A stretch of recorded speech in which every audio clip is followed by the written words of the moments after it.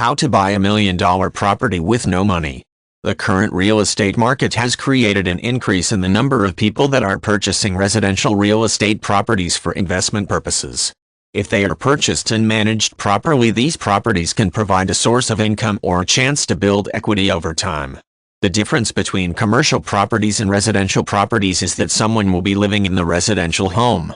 That will mean that you are the landlord and as such need to keep the property in a good and livable condition.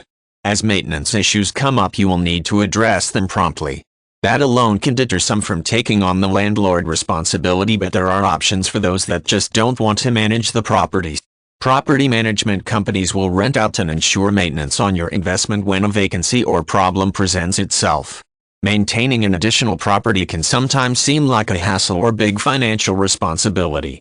Take a moment to think about the benefits of keeping a rental home in good repair. If your home is run down in disrepair, no one will want to live there. That means no rental income to cover that mortgage payment. Another reason for keeping the maintenance on the home up to date is that when you go to sell the property, a well-maintained home will return a better profit from appreciation. With a rental home, you need to be prepared for the commitment and be dedicated to your responsibilities as owner and landlord. It will take an investment of your time and in some cases personal capital to have a property that generates revenue. In the best case scenario, the rental income will return a profit but should minimally cover the home's maintenance.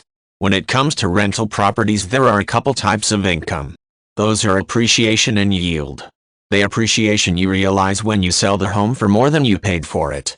The yield is your annual rental income. These concepts usually work inversely.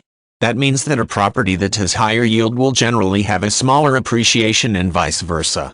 The best situation would be a balanced approach to achieving moderation with each. When you are considering a residential investment property, the first step in the process is getting comfortable with the landlord responsibilities, and the next step is obtaining financing. Ideally, you will have assets available for a down payment, but if not, there are programs available for that scenario also.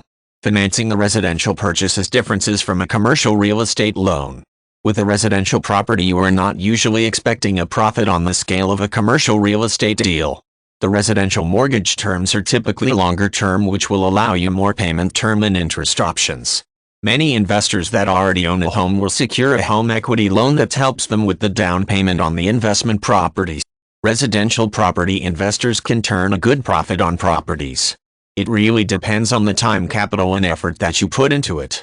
The residential investor that manages these aspects of the investment well will see the chances for success increase.